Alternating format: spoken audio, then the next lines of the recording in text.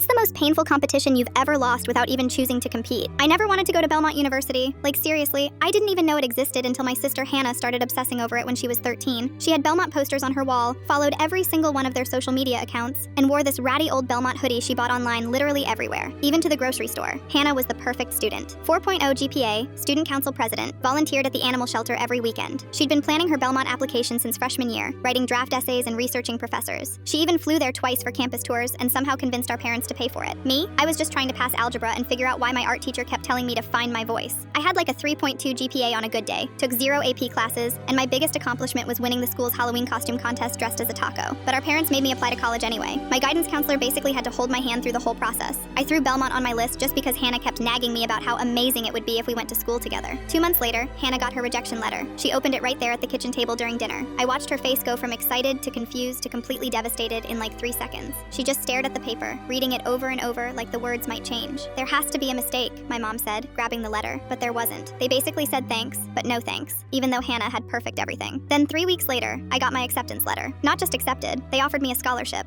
I didn't even apply for. The whole family just sat there staring at me like I'd grown a second head. My dad kept asking if I was sure it was addressed to me. My mom called the admissions office twice to make sure it wasn't some mix-up. Hannah tried to smile and congratulate me, but I could see her dying inside. That night, I heard her crying through our shared wall. She was trying to be quiet, but our house was old and the walls were thin. The worst part was what happened after. Every family friend, every neighbor, every person at church started saying stuff like, "Wow, Kayla, we had no idea you were the smart one," or "Belmont must see something really special in you that we all missed." Even when I tried telling people I didn't really want to go, that I'd rather stay local and go to community college, my mom would cut me off. "Don't you dare waste this opportunity. Your sister will understand eventually." But Hannah didn't understand. She stopped talking to me completely. We went from sharing everything to her acting like I didn't exist. She'd leave the room when I walked in, started eating dinner in her bedroom, and unfollowed me on Instagram. At graduation, they called my name for most likely to succeed. As I walked up to get the stupid certificate, I looked for Hannah in the crowd. I wanted to see her face, maybe get some kind of sign that we could fix this, but she wasn't there. She'd left after they called her name for her diploma. My mom later told me Hannah said she felt sick and went home early, but I knew the truth. She couldn't stand watching me get recognized for something that should have been hers. I ended up going to Belmont because everyone expected me to. Hannah went to our local state school, which she called Plan Z her whole life. We barely spoke for the next 4 years. I found out later that Belmont had mixed up our applications. Some admissions counselor told my mom at a college fair that there'd been a clerical error in their system that year, but by then it was too late to fix anything. Hannah never found out about the mix-up. I never told her.